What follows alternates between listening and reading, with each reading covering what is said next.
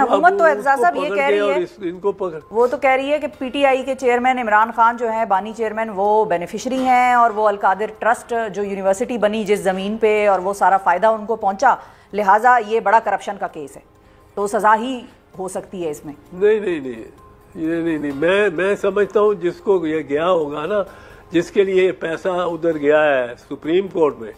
Supreme court نے ایک جرمانہ کیا ہوا ہے for the benefit of بیریا town allottees, جو کہ کراچی کے الاٹیز ہیں۔ کراچی کے الاٹیز، ان میں ایک کیس میں انہوں نے ایسکرو اکاؤنٹ بھی بنایا ہوا ہے، جس میں وہ ڈپازیٹرز جو اب بیریا کی اپنی تنظیم تو نہیں وہاں کام کر رہی، بہت سے جگہوں میں وہ مداخلت کر رہی ہے اب ایف آئی اے اور دیگر ادارے، تو وہ پیسے اب لوگ ان کے ہاتھ میں سیف نہیں اپنے آپ کو سمجھتے تھے، اور اربوں کا یہ معاملہ تھا، اربہا، سینکڑوں اربوں کا، تو وہ ایک ارینجمنٹ بنا ہوا ہے سپریم کورٹ کو کہ کس طرح ملک ریاض نے یہ لائبلٹی اتارنی ہے، اور وہ ایسکرو اکاؤنٹ میں جو پیسہ جاتا ہے وہ سپریم کورٹ کے ہدایات کے مطابق اس کا صرف ہوتا ہے۔ تو یہ انہوں نے کیا ہے، میرے خیال میں اس میں تو کرمینالٹی کوئی نہیں ہے، اس میں تو اس سے بھی کم کرمینالٹی ہے جس کے جو وہ ہے سائفر کیس۔ سائفر کو تو میں پہلے نظر دیکھ کے میں نے کہا یہ صفر ہے، اس میں تو ہم نے تسلیم کر لیا ہے کہ جو کوئی سائفر میں لکھا ہے وہ درست ہے۔ اگر ہم نے تسلیم کر لیا ہے کہ جو کوئی امبیسڈر ہمارے نے لکھ کے بھیجا ہے، وہ یہ لکھ کے بھیجا ہے کہ جی مجھے ڈونلڈ لو نے دھمکی دی، یہ تو ہمارے امبیسڈر نے ہمیں لکھ کے بھیجا ہے کہ ڈونلڈ لو نے یہ دھمکی دی ہے ہمیں، مجھے بالکل صحیح۔ پہلے امریکہ تو انکار کر رہا تھا، پر ہماری نیشنل سیفٹی کمیٹی نے جو ٹاپ کیا ہے، جس میں پرائم منسٹر بھی بیٹھے ہیں، فارن منسٹر بھی بیٹھے ہیں، اور ڈیفنس منسٹر بھی بیٹھے ہیں، اور آپ کے آرمی چیف بھی بیٹھے ہیں، باقی چیف بھی بیٹھے ہیں، اس نے فیصلہ کیا کہ امریکہ کے ساتھ احتجاج کرو۔ جی، مداخلت ہوئی تھی، 2 مرتبہ کیا، ایک دفعہ اجلاس ہوا، 2 مرتبہ ہوا۔ ایک دفعہ جب عمران خان پرائم منسٹر نہیں تھا، یہ شہباز شریف پرائم منسٹر تھا، جی اچھا اعتزاز اس کے دور میں کیا، یہ بتائیے، وہ پریزائڈ کر رہا تھا میٹنگ، آرمی چیف بھی بیٹھے تھے اس میں۔ ٹھیک ہے، اچھا یہ بتائیے اعتزاز صاحب کہ اب جو یہ مذاکرات ہو رہے ہیں، ان میں سے آپ کو کچھ نکلتا نظر آ رہا ہے؟ حکومت سے پی ٹی آئی کی ڈیمانڈ یہ ہے کہ 9 مئی اور 26 نومبر واقعات پر جوڈیشل کمیشن بنانے پر راضی ہو جائے حکومت، ہو جائے گی حکومت راضی آپ کو لگتا ہے؟ میرا تو خیال ہے حکومت کی باتیں کھل جانی چاہیے۔ اس وقت جس طرح جوڈیشری پہ ایک کیپچر ہوا ہے، اور جس فساد اور سریت یعنی تیزی کے ساتھ امینڈمنٹ آئین کی بھی ہو گئی ہے، اور جج جو سپریم کورٹ کے جوڈیشل سٹرکچر کا بھی ایک ازسر نو تعین ہو گیا ہے، جس میں اب یہ ایسے معاملات جائیں گے ہی ٹو گورنمنٹ فرینڈلی، یا آپ اوپن مائنڈیڈ کہہ لیں، گورنمنٹ کہے گی اوپن مائنڈیڈ ججز، تو جو بھی ہے، پر ایک خاص قسم سوچ کے ججز کے پاس وہ جا سکتے ہیں، اور اگر آپ چیف جسٹس صاحب کو کہیں گے کہ وہ نامینیٹ کریں، اس کو ہیڈ کرنا چاہیے یہ انکوائری کمیشن کا، تو میرا خیال ہے نقصان اس میں تو مجھے تو لگتا ہے پی ٹی آئی کا ہی ہوگا، اور یہ پتہ نہیں کیوں اصرار کر رہے ہیں کہ جوڈیشل کمیشن اب جو مجھے نہیں ہے اس کی بات سمجھ آئی، اس سے تو پارلیمنٹری کمیشن بنائے تو شاید بہتر ہو،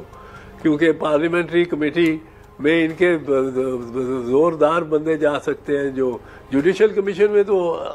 ہمارا مطلب ہے جو سیاستدان ہے کی طرف سے تو کوئی بھی نہیں نہ ہوگا، لیکن اور یہ سیاستدان ہی اس قسم کا کیس کو ذرا परसू कर सकता है। बिल्कुल सही है। अच्छा, अगले स्टेक नहीं है जुडिशरी के साथ। बड़ी इंटरेस्टिंग आपने बात की कि शायद पीटीआई को इसका नुकसान ही हो जाए, क्योंकि वो जजेस जो कि एक तरह से कहा जा रहा है कि या जो एक तरफ हुकूमत की तरफ इंक्लाइन नजर आते हैं, वो अगर इसका फैसला करेंगे तो फिर तो पीटीआई का नुकसान हो जाएगा। बड़ी इंटरेस्टिंग आपने बात की। अच्छा, क्विकली एतजाज साहब, आखिर में आपसे ये जानना चाहूंगी कि 85 सिविलियंस के 9 मई वाकयात में जो मिलिट्री ट्रायल्स मुकम्मल होने के बाद उन पर फैसले भी आ चुके हैं, क्या इंट्रा कोर्ट अपील की समाअत करने वाला आईनी बेंच जो है अब इन ट्रायल्स को कलअदम करार दे सकता है? किस तरफ वो मामला जाता आपको नजर आ रहा है? देखिए, मैं आपको बताऊं, जो मुसर्रत हिलाली, जस्टिस मुसर्रत हिलाली साहिबा ने पॉइंट उठाया है ना, उस पॉइंट पे ये आर्मी एक्ट के तहत किसी का भी ट्रायल खत्म हो जाएगा। वो क्या कि फौजी का भी नहीं हो सकता, फौजी का भी नहीं हो सकता आर्मी एक्ट के तहत, क्योंकि आर्मी एक्ट के तहत के मुकदमे की सारी कार्रवाई, मुकदमे की सारी शहादतें, मुकदमे का सारा रिकॉर्ड, मुकदमे का सारा जो है दस्तावेजात, सबूत, वो एक या दो 3 अफसरों के, 3 अफसर ले लें, एक कर्नल 2 मेजर, या एक ब्रिगेडियर, एक कर्नल, एक मेजर। अब ये आर्मी ऑफिसर, ये आर्मी कोर्ट की तश्कील है। अब इसमें से 3 बैठे हुए हैं, वो 2.5 महीने केस सुनते रहते हैं, गवाह आते रहते हैं, खत देखते रहते हैं और बाकी प्रूफ देखते रहते हैं, और फिर वो फैसला नहीं करते, वो सिफारिश करते हैं कमांडिंग अफसर को। ये कर्नल वाला केस कमांडिंग अफसर होगा, उसका एक मेजर जनरल जीओसी, और जो ब्रिगेडियर वाला केस है उसका कमांडिंग अफसर होगा आर्मी चीफ। अब ये एक जीओसी के पास चला जाएगा केस कि हम अभी फाइंड हिम गिल्टी और सजा आप तजवीज़ कर दें। अब वो फाइंड हिम गिल्टी, जो सजा वो तजवीज़ कर रहा है जिसने, और गिल्टी नॉट गिल्टी का भी उसी के हाथ में फैसला है। ये रिकमेंडेशन है नीचे से फौजी अदालत ने जिसने केस सुना है, और वो सिर्फ वो कर रहा है कि वो लिख देगा, पता नहीं गीटियां खेल के वो लिखेगा, किस तरह लिखेगा कि ये बंदा बरी होना चाहिए या इसको सजा होनी चाहिए। उसने उस बंदे को भी नहीं देखा, कमांडिंग अफसर ने, उसके सामने मामला पेश भी नहीं हुआ, उसके सामने शहादतें भी नहीं हुई। वो शहादतों में भी गवाह का पता लग जाता है जब शहादत दे रहा होता है कि ये पूरे एतमाद है कि नहीं, और वो सब चीज़ें अदालत ने अपने ज़हन में रखनी होती है। यहाँ जो ये पॉइंट उठाया है मुसर्रत हिलाली साहिबा ने, मेरा ख्याल है सबसे बुनियादी पॉइंट ये है। इस एक पॉइंट पे ही सारा कुछ डिसाइड हो सकता है कि सिविलियन तो क्या, ये तो फौजियों के भी जो आर्मी एक्ट के तहत लोग हैं, उनके भी हकूक़ को, बुनियादी हकूक़ को, आर्टिकल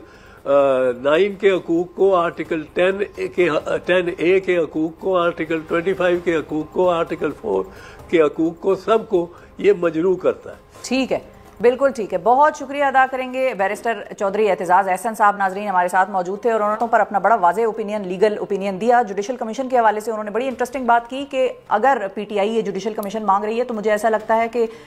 हुकूमत के लगाए हुए जजेस शायद हुकूमत को ही इसमें फेवर करेंगे और ये मामला जो है वो पीटीआई के अगेंस्ट जाता नजर आ रहा है, जो कि एतजाज अहसन साहब के अल्फाज थे।